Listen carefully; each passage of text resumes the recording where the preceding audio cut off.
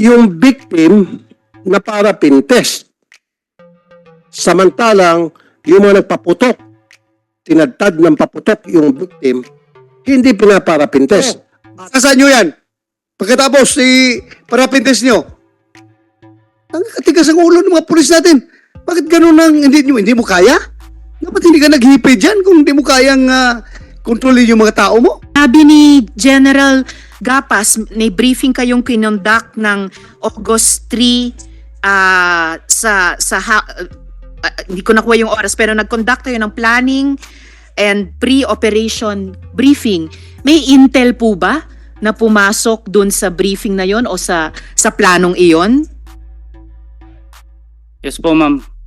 And may nakuha ba kayong operational clearance para gawin yung IOP o plano na yan?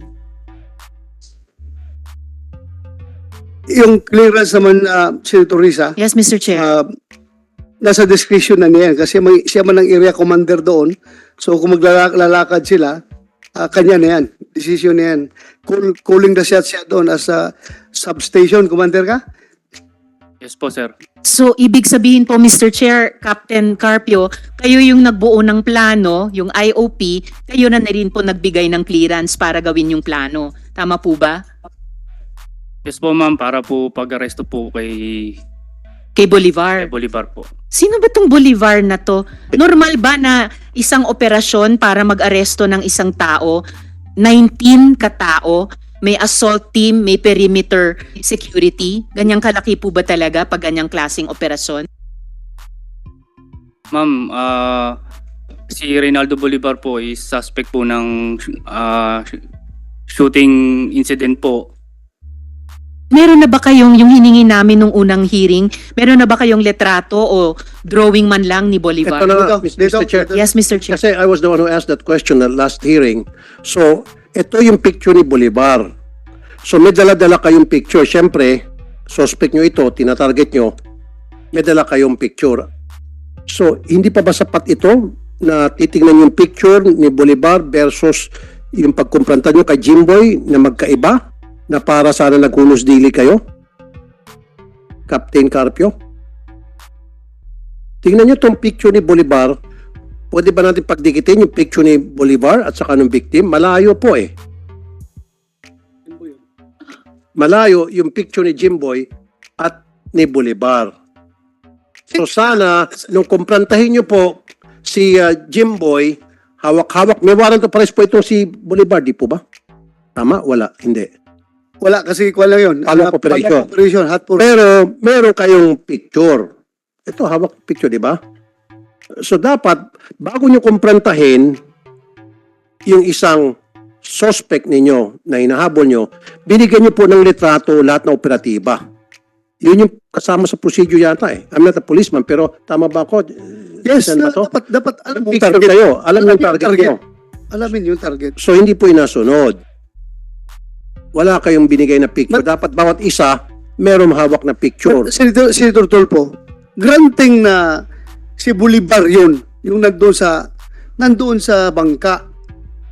Dapat di pinapagawa. Kailangan bang barilin ka agad o paputukan ka agad?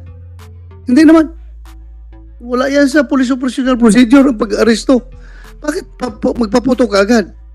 Kaya hindi, first Mr. place kasi Chair. Mr. Chair, sana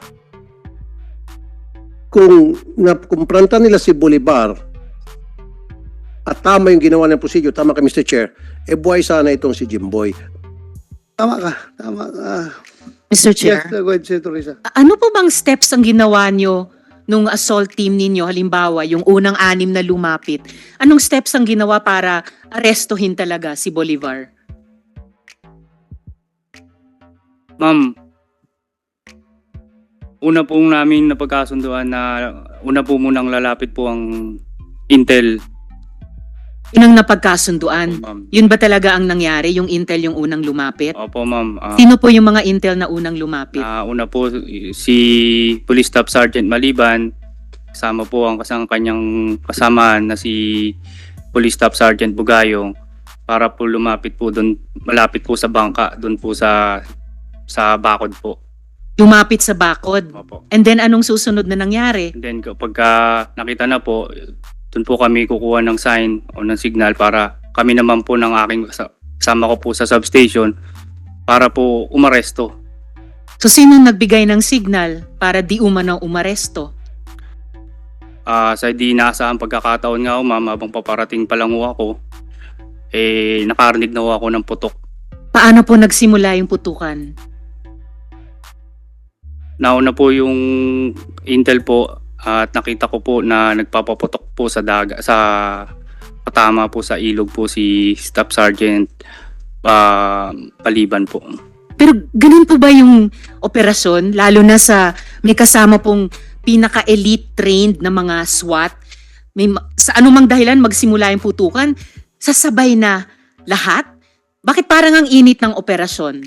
Sino ba yung Bolivar na yan? Mr. Chair, makasingit lang po, Madam. So, Yes, Mr. Chair. Nagsinungaling naman to. Ang daming kasinungaling itong si Captain Carpio. Sabi mo ngayon lang kay Senator Riza, nung pagdating mo, narinig mo na yung mga putukan. Tama? Kasasabi mo lang. Ayun. Dito naman sa sworn statement mo, pagdating mo, pinakiusapan mo pa muna yung si Jimboy, lumapit kayo para sumuko. O, ngayon sinasabi mo, pagdating mo, putukan na narinig mo. Nagsisinulayin ka na naman. Anyway, another question. Senator Tulfo, ikuha natin. Anong totoo? Klaruhin natin. Anong totoo doon? Yun po yung totoo, sir. Anong totoo? Nauna po yung sila Maliban po, tropang yung intel po, kasunod po kami. Tapos? Po ako. Tapos, habang papasunod po ako, habang sila nandun na sa may malapit sa bangka sa simento, nakarinig na po kami ng putok po. So, paano yung sinabi ni Senator Tulfo na nasa pinabit mo na sinabi mong kinausap mong sumuko? Your Honor, After the putok na yun o before the putok? after po naputok na po, Your Honor, kasi po, After the putok? So, lubog na sa ilog, tapos sinabi mo, sumuka ka na. Your Honor, yun nga po ang gusto ko pong iklaro. Ang nakita ko po na nasa bangka po, na pinapasuko po, si Sunny Boy po. Okay nga, so ibig sabihin, contrary doon sa Ay, sinabi mo kay Senator Risa, na pagdating mo, nagpuputukan na. So ibig sabihin, dumating kayo na hindi pa nagpuputukan at pinasusuko niyo yung tao, yung victim, at nung nagulat sa inyo, lumundag, pinagbabaril nyo. Now, matanong ko lang, mabilisan lang ito. So, sumuko at lumundag. I mean, pinakiusapan yung sumuko at lumundag si Jimboy. Yun sabi nyo, yung pinaka-latest na, lumundag. Tama? Pinasusuko mo at hindi sumuko, kunyari lang, sasangayon ako for the sake of argument. Granting na tama yung sinasabi mo ngayon. Lumundag si Jimboy. Pagdating mo, Si Sunny Boy ang nandun, pinag-usapan na okay, so may bagong statement ngayon. Pinag-usapan, putok, lumundag. So, therefore, bakit niyo po pinapaparaffin test si Jimboy? Sir, Nalumundag nga. hindi Diba? po, wala po akong instruction na ganun, sir. Sino nag-order na iparaffin test si Jimboy? Sino? Pinaraffin test niyo si Jimboy. Pero yung mga kabaro ninyo, yung mga nagpaputok, hindi niyo pinaparaffin test. Yun ang po pakisagot. Sino po may utos na iparaffin test yung biktima? Captain Tipasi. Meron ka sagot dyan? Sir, Major good morning po Tipasi. ulit. Yung pagparapin po sir sa victim is a part po ng procedure po sa crime scene processing po. Dahil ang victim po ay naabutan po ng ating tropa doon po sa crime scene. So, allegedly po, based on the information po na binigay ng ating po mga IOC, na ito po ay involved sa shooting incident, itong insidente po. No, sir. I have to cut you off. Ganito sa mga sinungaling. No. Alam naman pulis ninyo na walang baril yun at hindi nagpaputok yun, hindi na siya nagkaroon ng pagkakataon na lumaban dahil nga wala siyang baril at lumundag na nga lang dahil base sa mga statement nyo dito pa ulit-ulit.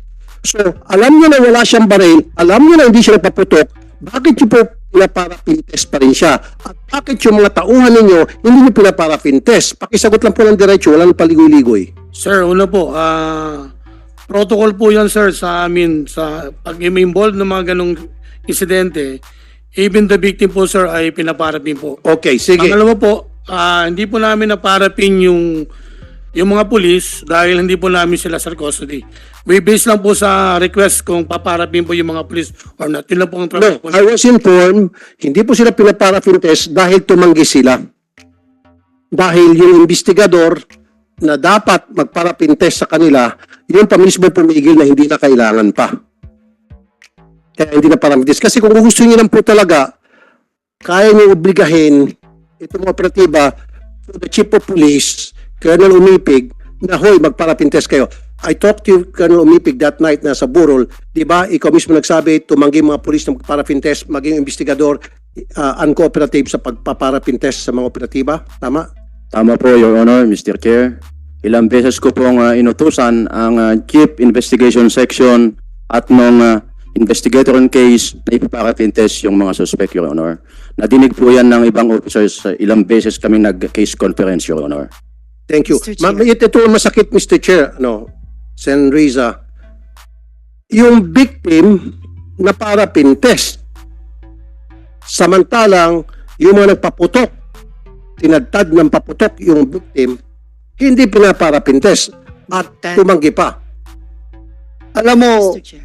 Hipi, it shows na napakahina mong hipi.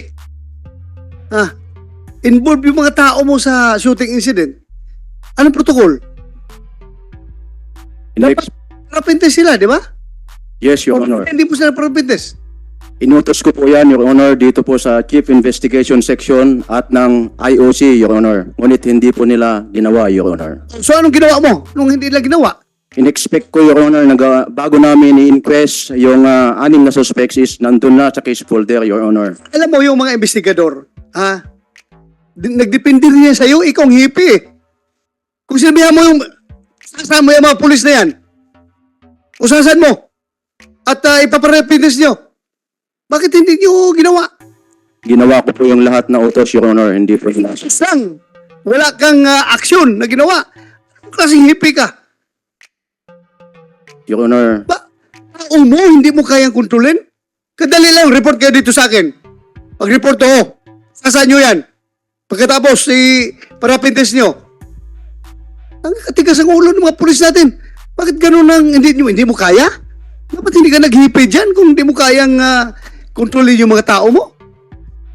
Napakasimpleng investigation. Part of the investigation yan. Yung pagpaparapintes. Tingnan nyo, lumalabas tuloy na napaka-bias natin. Yung patay, dahil sabi nga, part of the protocol na talagang dapat mag-undergo na parapin test, okay. Granting, patay na yun eh. Hindi niyo makahindi. Itong mga buhay na bumaril, hindi niyo pinaparapin test. Ganun na kainutil ang commander ngayon ng police. Hindi kayang ipaparapin test yung tao niya.